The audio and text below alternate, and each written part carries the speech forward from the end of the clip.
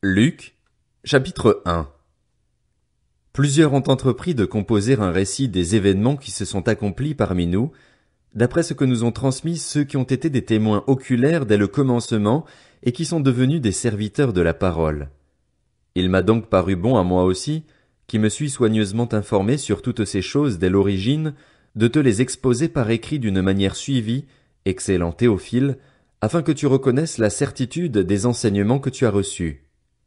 Durant le règne d'Hérode sur la Judée, il y avait un prêtre du nom de Zacharie, de la classe d'Abia. Sa femme était une descendante d'Aaron et s'appelait Élisabeth. Tous deux étaient justes devant Dieu, ils suivaient d'une manière irréprochable tous les commandements et toutes les lois du Seigneur.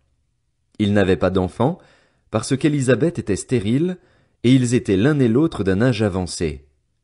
Or, pendant que Zacharie remplissait sa fonction de prêtre devant Dieu, c'était le tour de sa classe, il fut désigné par le sort, d'après la règle en vigueur pour les prêtres, pour entrer dans le temple du Seigneur et y brûler le parfum.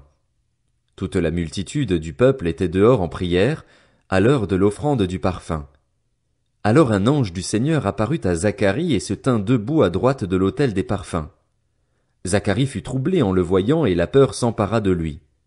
Mais l'ange lui dit, « N'aie pas peur, Zacharie, car ta prière a été exaucée. Ta femme Élisabeth te donnera un fils et tu l'appelleras Jean. Il sera pour toi un sujet de joie et d'allégresse et beaucoup se réjouiront de sa naissance, car il sera grand devant le Seigneur. Il ne boira ni vin ni boisson alcoolisée et il sera rempli de l'Esprit Saint dès le ventre de sa mère. Il ramènera beaucoup d'Israélites au Seigneur, leur Dieu.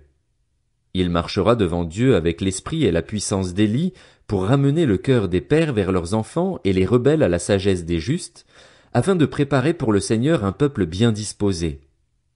Zacharie dit à l'ange, « À quoi reconnaîtrai-je cela? En effet, je suis vieux et ma femme est d'un âge avancé. » L'ange lui répondit, « Je suis Gabriel, je me tiens devant Dieu. J'ai été envoyé pour te parler et pour t'annoncer cette bonne nouvelle. Voici, tu seras muet et tu ne pourras plus parler jusqu'au jour où cela arrivera, parce que tu n'as pas cru à mes paroles qui s'accompliront au moment voulu. » Cependant, le peuple attendait Zacharie et s'étonnait qu'il s'attarde si longtemps dans le temple. Quand il sortit, il ne pouvait pas leur parler, et ils comprirent qu'il avait eu une vision dans le temple. Il s'exprimait par signes et il resta muet. Lorsque ses jours de service furent terminés, il rentra chez lui. Quelque temps après, sa femme Élisabeth fut enceinte. Elle se cacha pendant 5 mois, disant, « C'est l'œuvre que le Seigneur a faite quand il a porté le regard sur moi pour enlever ce qui faisait ma honte parmi les hommes. » Le 6e mois, l'ange Gabriel fut envoyé par Dieu dans une ville de Galilée, appelée Nazareth, chez une vierge fiancée à un homme de la famille de David, appelé Joseph. Le nom de la vierge était Marie. L'ange entra chez elle et dit, « Je te salue, toi à qui une grâce a été faite, le Seigneur est avec toi. Tu es bénie parmi les femmes. » Troublée par cette parole, Marie se demandait ce que pouvait signifier une telle salutation. L'ange lui dit, « N'aie pas peur, Marie, car tu as trouvé grâce auprès de Dieu. Voici que tu seras enceinte. Tu mettras au monde un fils et tu lui donneras le nom de Jésus. Il sera grand et sera appelé Fils du Très-Haut, et le Seigneur Dieu lui donnera le trône de David, son ancêtre. Il régnera sur la famille de Jacob éternellement, son règne n'aura pas de fin. » Marie dit à l'ange, « Comment cela se fera-t-il, puisque je n'ai pas de relation avec un homme? » L'ange lui répondit, « Le Saint-Esprit viendra sur toi et la puissance du Très-Haut te couvrira de son ombre. C'est pourquoi le saint enfant qui naîtra sera appelé Fils de Dieu. Voici qu'Élisabeth, ta parente, est elle aussi devenue enceinte d'un fils dans sa vieillesse. Celle que l'on appelait la stérile est dans son 6e mois. En effet, rien n'est impossible à Dieu. » Marie dit, « Je suis la servante du Seigneur. Que ta parole s'accomplisse pour moi. » Et l'ange la quitta. À la même époque, Marie s'empressa de se rendre dans une ville de la région montagneuse de Juda. Elle entra dans la maison de Zacharie et salua Élisabeth.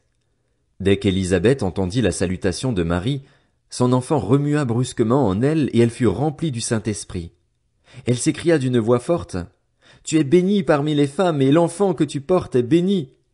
Comment m'est-il accordé que la mère de mon Seigneur vienne vers moi? En effet, dès que j'ai entendu ta salutation, l'enfant a tressailli de joie en moi. Heureuse celle qui a cru, parce que ce qui lui a été dit de la part du Seigneur s'accomplira. » Marie dit, « Mon âme célèbre la grandeur du Seigneur et mon esprit se réjouit en Dieu, mon Sauveur, parce qu'il a porté le regard sur son humble servante. En effet, voici, désormais toutes les générations me diront heureuse, parce que le Tout-Puissant a fait de grandes choses pour moi. Son nom est saint, et sa bonté s'étend de génération en génération sur ceux qui le craignent. Il a agi avec la force de son bras, il a dispersé ceux qui avaient dans le cœur des pensées orgueilleuses. Il a renversé les puissants de leur trône et il a élevé les humbles. Il a rassasié de biens les affamés et il a renvoyé les riches les mains vides. Il a secouru Israël, son serviteur, et il s'est souvenu de sa bonté, comme il l'avait dit à nos ancêtres, en faveur d'Abraham et de sa descendance pour toujours. Marie resta environ 3 mois avec Élisabeth, puis elle retourna chez elle. Le moment où Élisabeth devait accoucher arriva et elle mit au monde un fils. Ses voisins et ses parents apprirent que le Seigneur avait fait preuve d'une grande bonté envers elle, et ils se réjouirent avec elle. Le 8e jour, ils vinrent pour circoncire l'enfant. Ils voulaient l'appeler Zacharie, d'après le nom de son père, mais sa mère prit la parole et dit, « Non, il sera appelé Jean. » Ils lui dirent, « Il n'y a dans ta parenté personne qui porte ce nom. » Et ils firent des signes à son père pour savoir comment il voulait qu'on l'appelle. Zacharie demanda une tablette et il écrivit, « Son nom est Jean. » Tous furent dans l'étonnement. Immédiatement sa bouche s'ouvrit, sa langue se délia, et il parlait et bénissait Dieu. La crainte s'empara de tous les habitants des environs, et dans toute la région montagneuse de Judée on s'entretenait de tous ces événements. Tous ceux qui les apprirent les gardèrent dans leur cœur, et ils disaient, « Que sera donc cet enfant? » Et, en effet, la main du Seigneur était avec lui. Son père Zacharie fut rempli du Saint-Esprit et prophétisa en ces termes, « Béni soit le Seigneur, le Dieu d'Israël, parce qu'il a visité et racheté son peuple. Il nous a donné un puissant sauveur dans la famille de son serviteur David. C'est ce qu'il avait annoncé par la bouche de ses saints prophètes des temps anciens. Un sauveur qui nous délivre de nos ennemis et de la domination de tous ceux qui nous détestent. Ainsi, il manifeste sa bonté envers nos ancêtres et se souvient de sa sainte alliance, conformément au serment qu'il avait fait à Abraham, notre ancêtre. Il avait juré qu'après nous avoir délivrés de nos ennemis, il nous accorderait de le servir sans crainte, en marchant devant lui dans la sainteté et dans la justice tous les jours de notre vie. Et toi, petit enfant, tu seras appelé prophète du Très-Haut, car tu marcheras sous le regard du Seigneur pour préparer ses chemins et pour donner à son peuple la connaissance du salut par le pardon de ses péchés, à cause de la profonde bonté de notre Dieu.